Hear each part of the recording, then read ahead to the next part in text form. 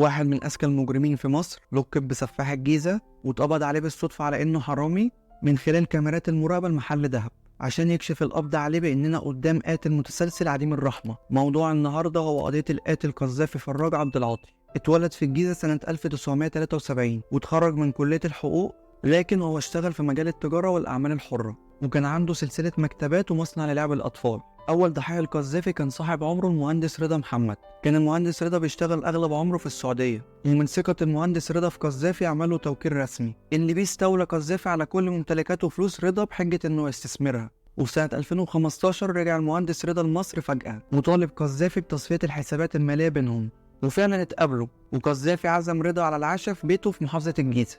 وللأسف قذافي كان حاطط سم في أكل المهندس رضا وضربه بحديدة على راسه عشان يتأكد إن رضا مات، ودفنه في الشقة. وعشان قذافي يبعد التهمة من عليه راسل رسالة من تليفون الضحية بإن الشرطة قبضت عليه لأنه كان ماشي جنب مظاهرة. وللأسف أهل رضا صدقوا الرسالة، ولكن محامي المهندس رضا قرر بإنه يقدم بلاغ لاسم شرطة الجيزة بيتهم فيه قذافي بإنه سبب في اختفاء رضا. تاني ضحية هي الزوجة الأولى فاطمة زكريا. هي خدت من قذافي 400 ألف جنيه لأنها كانت خايفة إنه يتجوز عليها، وبسبب رفضها إنها ترجع الفلوس لقذافي سممها وقطعها وحطها في الفريزر، بعدها دفنها في نفس الشقة جنب جثة المهندس رضا. تالت ضحية هي بنت اسمها نادين، وهي كانت بتشتغل في واحدة من المكتبات اللي استولى عليها قذافي من صاحب عمره رضا، وهي كانت عائق قدام جوازه من اختها فاطمة الزهراء، وهددته بانها تفضحه قدام اسرتها لو صمم انه يتجوز اختها، عشان وقتها يستدرجها البيت ويقتلها ويدفنها جنب جثتين اللي فاتوا. اقنع اسرة نادين بان بنتهم على علاقة بمخرج لانها بتحب التمثيل، ويربط معاه لدولة عربية. بالمناسبة هو اتجوز اختها فاطمة الزهراء وهي لسه عايشة ما قتلهاش، وهي الزوجة التانية ليه. رابع ضحية هي بنت اسمها ياسمين نصر إبراهيم.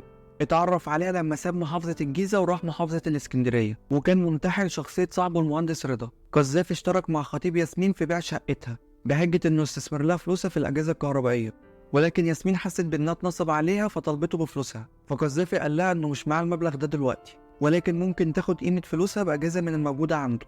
وفعلا اتفقوا بانهم يتقابلوا في المخزن بتاعه في منطقة العصافرة علشان وقتها يخنقها ويضربها على راسها ويدفنها في المخزن، كل ده عشان هددته بتقديم بلاغ ضده.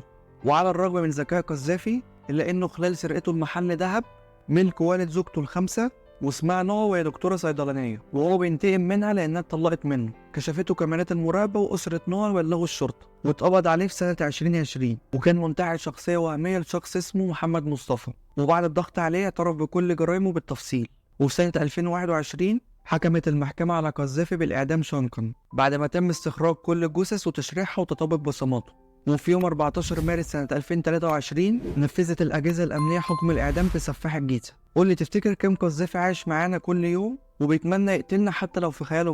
بس كده، متنساش تعمل لايك وتشترك في القناة. سلام.